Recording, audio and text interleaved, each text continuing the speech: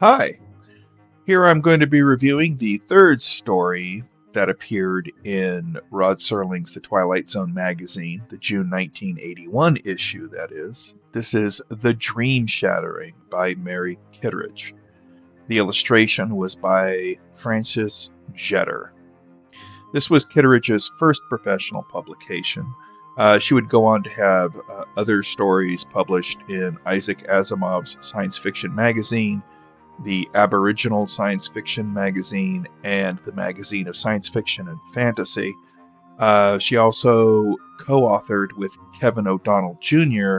a 1987 horror novel called The Shelter, and also appears to have written a murder mystery series featuring a character named Edwina Caruso. Dreamshattering takes place in a quintessential middle Americana town named Hancock, where strange things are happening.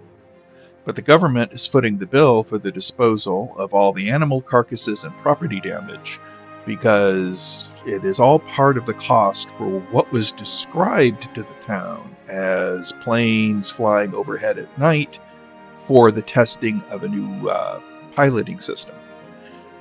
They were told that the sonic booms were harmless, nothing at all dangerous.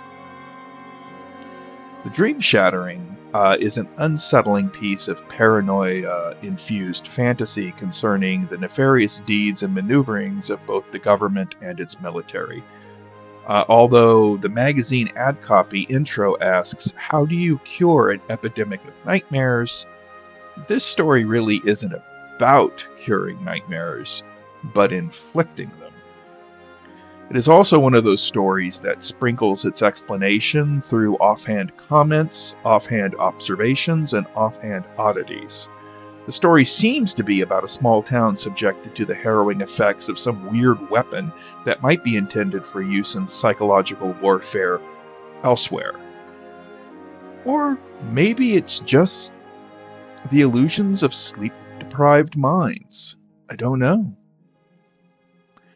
But it is an unsettling and discomforting read nonetheless. I would probably give it about 3 stars, 3.5. I liked it.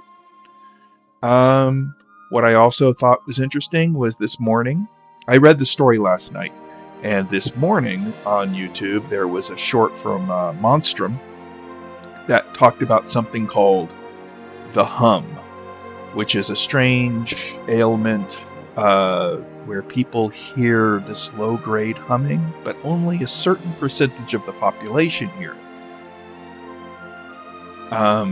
That was a strange alignment of coincidence that just made this strange and unsettling story seem all the more probable.